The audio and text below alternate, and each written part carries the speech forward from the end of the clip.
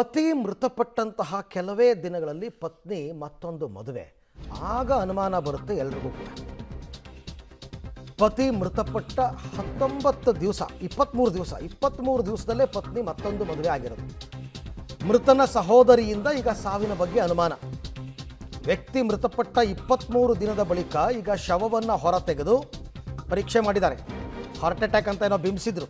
ತುಮಕೂರು ತಾಲೂಕಿನ ಹೆಬ್ಬೂರಿನ ದಾಸರಹಳ್ಳಿಯಲ್ಲಿ ನಡೆದಿರೋ ಘಟನೆ. ಜನವರಿ 31ರಂದು 50 ವರ್ಷದ ಪರಮೇಶನ್ ಅವರು ಮೃತಪಟ್ಟಿದ್ದರು. ಹೃದಯಾಘಾತದಿಂದ ಸಾವು ಅಂತ ಕುಟುಂಬ ಹೇಳಿತ್ತು. ಆಗಲಿ, ಹೃದಯಾಘಾತದಿಂದೇ ಆಗಲಿ, ಮೃತಪಟ್ಟು 23 ದಿನಕ್ಕೆ ಹೆಂಡತಿ ಇನ್ನೊಂದು ಮದುವೆ ಮಾಡ್ಕೊಂಡಿರೋದು. ಆಗ ಅನುಮಾನ ಬರುತ್ತೆ. ಸೊ ಪರಮೇಶ್ ಸಾವಿನ ಬಗ್ಗೆ ತನಿಖೆ ಮಾಡುವಂತೆ ಪೊಲೀಸರಿಗೆ ದೂರು ಕೊಟ್ಟಿದ್ದಾರೆ. ಈಗ 23 ದಿನ ಆಗಿತ್ತು ಬಾಡಿಯನ್ನು ಹೂತಾಕಿ. 23 ದಿವಸದ ಬಳಿಕ ಶವವನ್ನು ಹೊರ ತೆಗೆದು ಪರೀಕ್ಷೆಯನ್ನು ಮಾಡ್ತಾ ಇದ್ದಾರೆ. ಅಂದರೆ ಇದು ಕೊಲೆ ಇರಬಹುದು ಅನ್ನೋ ಅನುಮಾನ. ಯಾಕೆಂದರೆ ಯಾರು ಸಾಮಾನ್ಯವಾಗಿ ಗಂಡ ಸತ್ತು 23 ದಿನಕ್ಕೆ ಇನ್ನೊಂದು ಮದುವೆ ಆಗಲ್ಲ. ಹಾಗಾದರೆ ಬೇಕು ಅಂತ ಏನಾದ್ರು ಕೊಲೆ ಆಗಿರ್ಬೋದಾ? ಈಗ ಆತನ ಸಹೋದರಿ, ಮೃತಪಟ್ಟ ವ್ಯಕ್ತಿಯ ಸಹೋದರಿಗೆ ಅನುಮಾನ ಬಂದಿದೆ. ದೂರು ಕೊಟ್ಟಿದ್ದಾರೆ. ತುಮಕೂರು ತಾಲೂಕು ಹೆಬ್ಬೂರಿನ ದಾಸರಹಳ್ಳಿಯಲ್ಲಿ ನಡೆದಿರ್ತಕ್ಕಂಥದ್ದು. ಮತ್ತು ಇವಾಗ ಪೋಸ್ಟ್ಮಾರ್ಟಮ್ ರಿಪೋರ್ಟ್ ಬರಬೇಕು. ಆಗ ಗೊತ್ತಾಗುತ್ತೆ ಇದು ಕೊಲೆನಾ ಅಥವಾ ನಿಜವಾಗ್ಲೂ ಹಾರ್ಟ್ ಅಟ್ಯಾಕಿಂದ ಸತ್ತಿರೋದ. ಆಮೇಲೆ 23 ದಿನ ಆಗಿರೋದ್ರಿಂದ ಏನೆಲ್ಲ ಮಾಹಿತಿ ಸಿಗ್ಬೋದು ಪೊಲೀಸರಿಗೆ ಅಂತಕ್ಕಂಥದ್ದು ಕೂಡ ಗೊತ್ತಿಲ್ಲ. ಸತ್ತು 1 ದಿನ 2 ದಿನದಲ್ಲಿ ಮಾಡುವಂತಹ ಪೋಸ್ಟ್ಮಾರ್ಟಮ್ ರಿಪೋರ್ಟೇ ಬೇರೆ. ಈ ಬಗ್ಗೆ ಮತ್ತಷ್ಟು ಮಾಹಿತಿ ನನ್ನ ಕೊಲೀಗ್ ಮಂಜುನಾಥ್ ಅವರಿಂದ ಪಡ್ಕೊಳ್ಳೋಣ. ಮಂಜುನಾಥ್, ಎಂಥವ್ರಿಗೂ ಕೂಡ ಅನುಮಾನ ಬಂದೇ ಬರುತ್ತೆ ಸಹಜವಾಗಿ. ಸೊ ಈಗ ಪೋಸ್ಟ್ಮಾರ್ಟಮ್ ರಿಪೋರ್ಟ್ ಯಾವಾಗ ಸಿಗ್ಬೋದು ಅಂತಂದ್ಬಿಟ್ಟು? ಇಲ್ಲ ಅರವಿಂದ್, ಇನ್ನೊಂದು ವಾರದಲ್ಲಿ ಪೋಸ್ಟ್ಮಾರ್ಟಮ್ ರಿಪೋರ್ಟ್ ಬರುವಂತ ಸಾಧ್ಯತೆ ಇದೆ.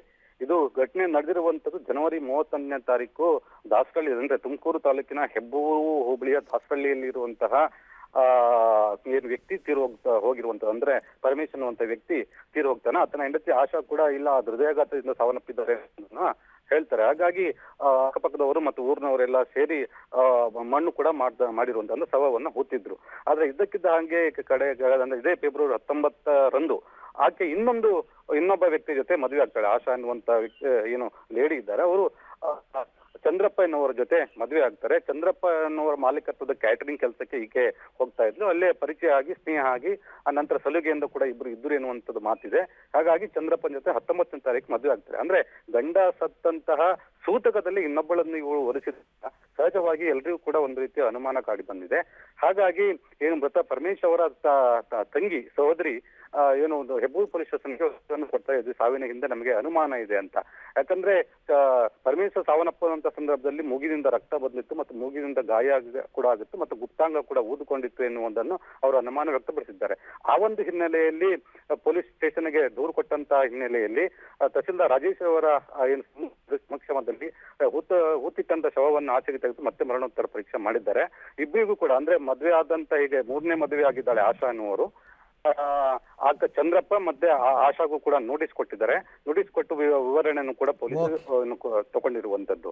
ಥ್ಯಾಂಕ್ ಯು ಮಂಜುನಾಥ್, ತಮ್ಮೆಲ್ಲ ಮಾಹಿತಿಗಾಗಿ ಧನ್ಯವಾದ.